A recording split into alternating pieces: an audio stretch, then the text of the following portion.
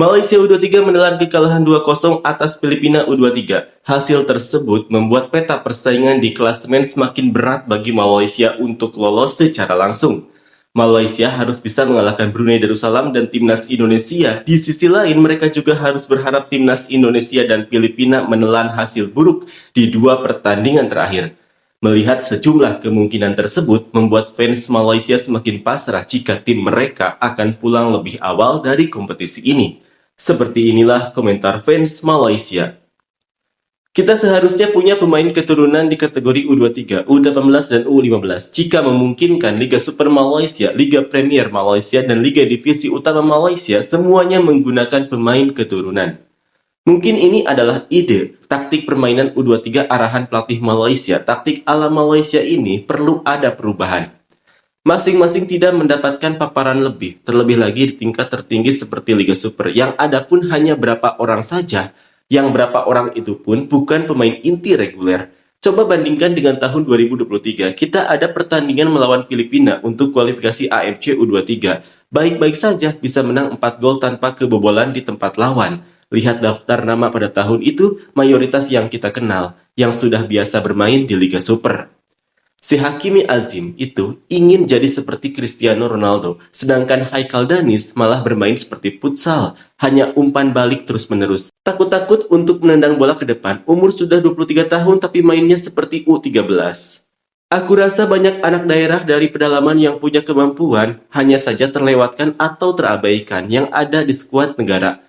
Entah bagaimana ya bisa dapat bermain di skuad kebangsaan. Teman-teman aku dulu sekitar tahun 2002 pergi ke Brazil untuk latihan. Setelah kembali ke sini malah tidak dapat pekerjaan bermain di negara sendiri. Akhirnya bekerja di kebun. Banyak orang dari pedalaman bisa bermain sepak bola.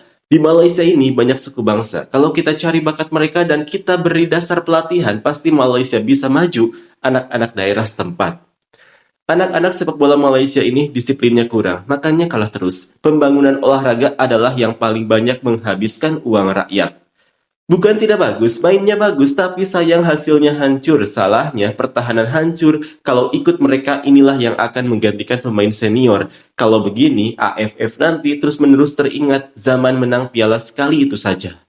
40 tahun lagi permainan lokal akan semakin mundur seperti ini. Filipina memanfaatkan peluang yang ada, sedangkan Malaysia punya banyak peluang tapi tidak ada penyelesaian. Pemain keturunan tidak ada.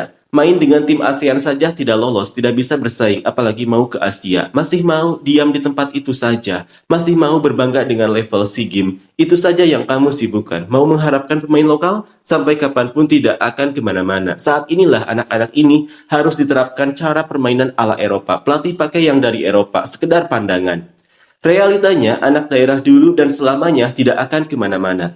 Ini adalah anak daerah yang dibanggakan. Untung tidak banyak membawa masuk pemain keturunan. Kalau tidak, yakin kalah 10-0. Mainnya sudah seperti bintang. Lebih peduli rambut daripada permainan. Setelah itu, di depan gawang berlaga ingin jadi Arif Aiman. Yang jago mencetak gol, atau bisa juga sekedar ekspresi kekesalan. Aduh, kalau begini tingkat permainannya tahun 2080 pun belum tentu bisa main Piala Dunia. Jauh dari harapan. Padahal Malaysia zaman dulu kuat sekali, sama levelnya dengan Argentina. Dulu Piala Dunia dan Piala Asia tidak ada masalah bagi Malaysia. Orang Melayu sangat bangga dengan kehebatan sepak bola Malaysia dulu. Kalau membicarakan sepak bola, pasti bilang dulu Malaysia hebat seperti Argentina. Bila situasinya seperti itu, lihat kebijakan taktik pelatih. Kalau taktiknya gagal, kalah itu jawabannya. Sudah bisa menyerah, ganti Benjamin Mora jadi pelatih. Mainnya seperti kompetisi sepak bola tingkat kabupaten, mengerti cara bermain tapi tidak punya semangat jiwa untuk menang. Pemainnya sangat lemah, lesu, harapannya hanya 1-2 orang saja, kipernya lagi-lagi sangat biasa saja, santai, sedangkan pemain sayap kiri dan kanan kalau dapat bola langsung dioper kembali ke belakang, tidak ada kepercayaan diri untuk maju ke depan. Mana pejuang-pejuang sejati anak daerah sekalian? Lain kali jangan bodoh sombong. Mau berhasil sekarang harus mencoba tambah lebih baik. Dengan adanya pemain keturunan kita mencoba untuk berubah. Bukan semau-maunya. Ini bukan makin mundur, tapi masih keputusan yang sama. Tetap masih dibantai kalah telak. Pelatih muda terbaiklah sangat. Lawan Filipina saja terpuruk. Tidak tahu bagaimana nanti lawan Indonesia. Pelatih harus mundur jika Harimau Malaya tersingkir lebih awal. Kalah pun tidak apa-apa, asal menguasai permainan. Semua pemain anak daerah. Biarkan semua pertandingan kalah supaya bisa pulang lebih awal, yang penting semua anak daerah.